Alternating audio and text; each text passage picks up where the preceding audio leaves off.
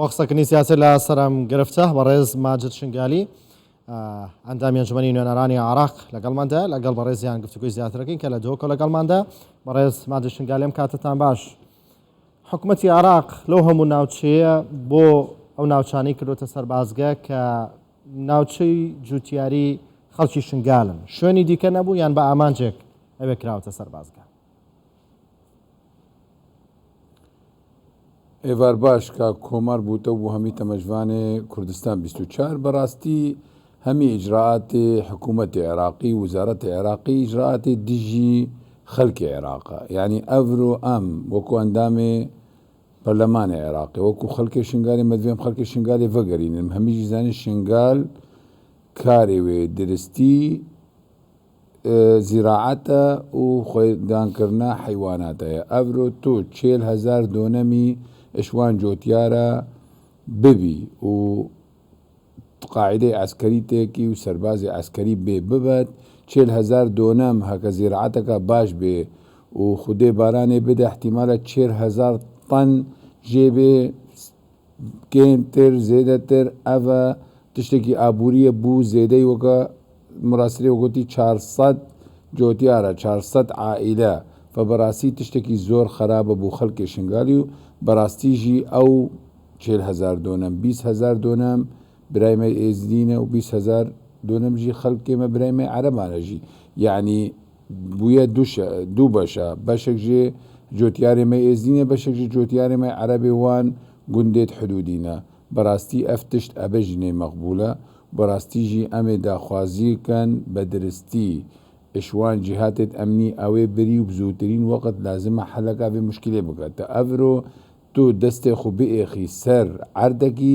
ئەو لازمە تۆ ئیجار ژێ بکی تعویضاوی بدی هەر سالە ئەو لازمە تۆ ژێ بکری لە قانونێ یەک نەشێت عەردێ جۆتیارێکی ژێ بە بێ بەرامبەر. بەڵێ ئێوە دەتوانن ئەم گرفتە بەرنە پەرلەمانی عراق چارەسەرێکی بۆ بدۆزنەوە؟ ئەکید ئەم کارن دیف قانونێ دەچن داخوازی وان جهێت ئەمنیکردن ئەوێ دەستی خوددانی سەروان عەردە دوو حەل پێ هەیە، یا ئیجار بکە لەوان جۆتیارە و پەرەی وان بدە تعویضاوانە سالە چەند پەرەژێتێت ئەو هەکە دوێت تعویدی بکە لە ئەردەکی لە جهەکی دێ ئەو پەرە بدەوان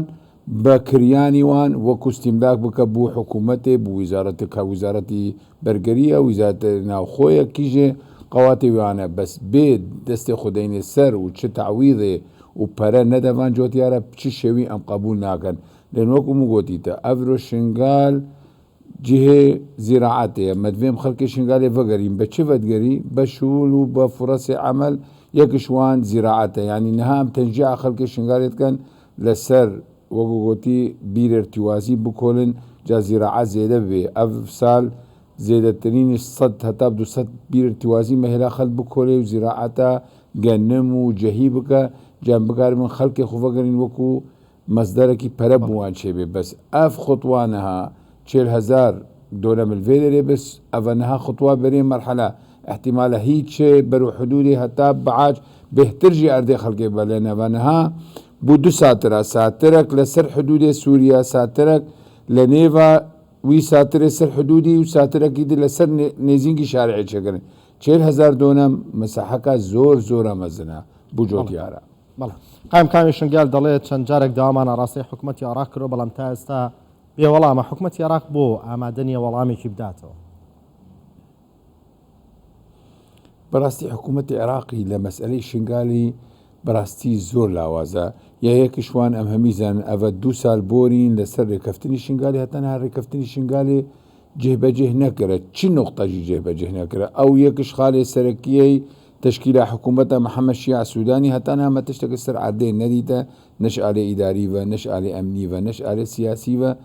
نەش ئالێ ئاواکردنا شنگال بالعکس ئەڤرۆ ئەفژی خطوەکە دژی ڤەگەراندنا خەڵکێمە و جێبەجێکردنا اتیفاقی، ینی ئەڤرۆ لە هەمی دنیای لە هەمی دەوڵەتی قانون و نظام تێدا هەبێ دەوڵەت حەق هەیە لە مەسئلەی ئەمنی ئەردەگی ببە لە بۆگۆتی پاراستنە ئەمانی خەڵکێ بەس لازمە تعویضاوی خەڵکی بکە ئەڤرۆ ئەف جۆتیار مەزدەر مەعیشەتاوی ئەف عەردە تا ها دەستە خودانی سەر ئیجار بکەژێ پەرەوی بدەێتێ تعویضاوی بدەێتێ ئەو هەکەتە دوێژێ بکرە دیف قانونێ فبەڕاستی ئەم داخوازەوان دەکەن دەنێف پەرلەمان لازمە ئەف مەسئلە حەل ببێ لە زووترین وەقت. بەڵێ شنگال خۆی گرفتی زۆر بوو بارودۆخی ئەمنی تەواو نییە گرفتی خزمەتگوزاری هەیە گروپی چەکداری و هێزی نایاسایی تێدا خەڵکەکەی ئامادەنین بگەڕێنەوە بۆی ئێستاش وەکو باسەکرێت کە ژمارەی کێشگار زۆریان سەرچاوی دەرامەتیان نەماوە بەهۆی داگیرکردنیە و زەویانەوە پێتان وانە خەڵک نەک ئامادەنیە بگەڕێتەوە شنگال ئەوەشی لەوێ ڕەنگە ڕۆژێک بەجێ بێڵێ بە درستی هەکە وەضع واسی احتیمالە ئەوێ وێ دەریژی وەکەتە وەتی بەگرن هەکە شول نەبێ ئاواکردن نەبێ خزمەت گۆزاری نەبێ ئەمان نەبێ هێزێ نەیاسایی هەبن و کۆنتترۆلا شنگال لە دەستێوان دەبێ ئەڤرۆ کۆنتترۆلا شنگالە درستی لە دەستی پەکەکەدەیە لە دەستی وێ پەژە و پەکەکە یەکەنە لە دەستی واندەیە یعنی حکوومەتی مەحەلیە شنگال نەشێت بەگەرێ ئەڤرۆ هەتا نەهاژی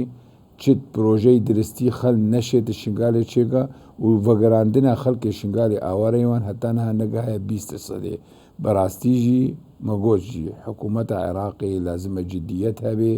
لەسەر جێبەجێکردنا ڕێکەفتنە شنگالی لە نێڤاوان و هەرێما کوردستان لێن ئەو ڕێکەفتن حەلا سەرەکیە نەها بوو مشکلا شنگالێ بڕاستێ مە نەدیتە جدیەک لەگەڵ حکوومەتە کاڵمیژی حکوومەتە شیعسوودانی هەیڤەک چوویە ئەمێ دو هەیوی دیژی لە هێویە مینین هەگەمەدی نەفسی تصرفی حکوومەتی کاڵمیە بکە ئەمە انتقادەواژیکەن لەن ڕاستێ مە وەکو پارتی خالە سەرەکی لە اتفاق ائتلاف ئیدارەتە دەولە و منهاجی ویزاری جێبەجێکردنا وێ ڕێکەفتنە نێڤە بەغدای و هەرێمە ڕێکەفتنە شنگالێ ئەڤرۆ ئەفژی گرفتەکانۆیە 40,000 دۆنەمی 400 جۆتیار ڕاستە و جۆتیار نیڤژێ بتنێ خەڵکێمەی ئێزدیە بەس ئەو خەڵکی عەرەبژی خەڵکێمەیە لازم ئەم دیفاع واجی بگەن لەن ئەوژی خۆدان ژیانن واژی دوێ مەعیشەتا خۆ بکەن فبەڕاستی ئەمە دیفاع هەممی وان هەر 40,000 دۆنەمی دەکەن و بزووترین وەقژی ئەم ئێستێضافا وان جیهاتێت ئەمنی بکەن چ ویزارەتی بەرگەری بێ چ ویزارەتی ناخۆ بێ لازمە حەلا بێ مشکلێ بکەن. بەڵێ بەڕێز ماجد شنگالی ئەندامی ئەنجومەنی نوێنەرانی عێراق لە دۆکۆ لەگەڵماندا بوو سپاس بۆ بەشداری و شرۆڤەکانتان بەخێرات.